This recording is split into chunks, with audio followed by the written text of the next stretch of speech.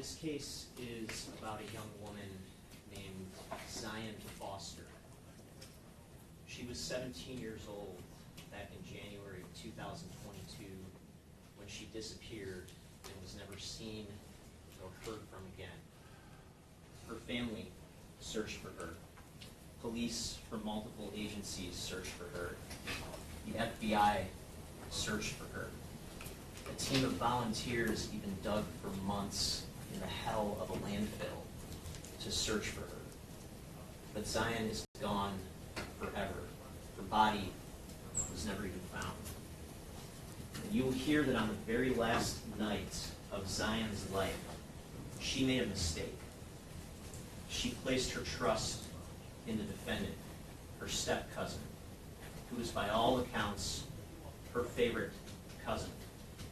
But you will see that there was something off about their relationship. In text messages that were unearthed in one of Zion's old phones, you will see that they communicated with each other continuously. When the defendant was 23 years old, Zion was 17 years old.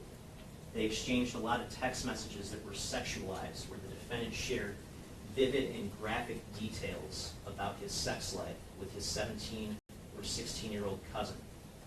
You will see through these messages that he moved closer and closer into her life, and that on January 4th of 2022, he took things a step further. Late that night, he brought Zion over to his house. They were alone. Just the defendant's two young children were asleep upstairs.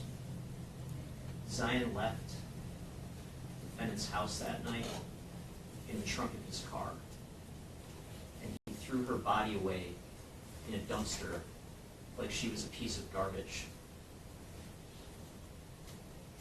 Now, there are only two people who can say exactly what happened inside of the house that night.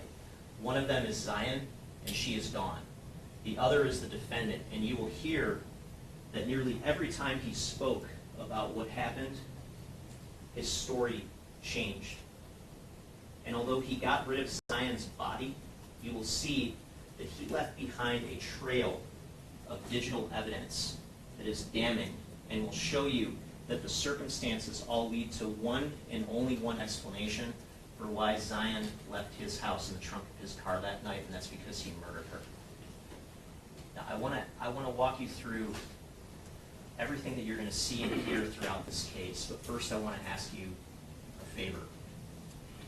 Because Zion's body was never recovered, this is a case that required a massive investigation. And it's going to require a very meticulous and very detailed presentation over the next couple of weeks to show you the evidence that there is in this case. And so I want to ask you for your patience throughout this process. This case takes us back again to the night of January 4th of 2022.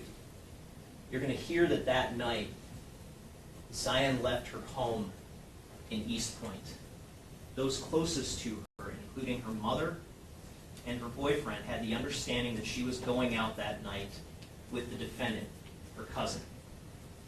And you're going to see that Zion's last communication with anyone was very early the next morning on January 5th at about 12:59 a.m. when she texted her boyfriend that she was on her way home.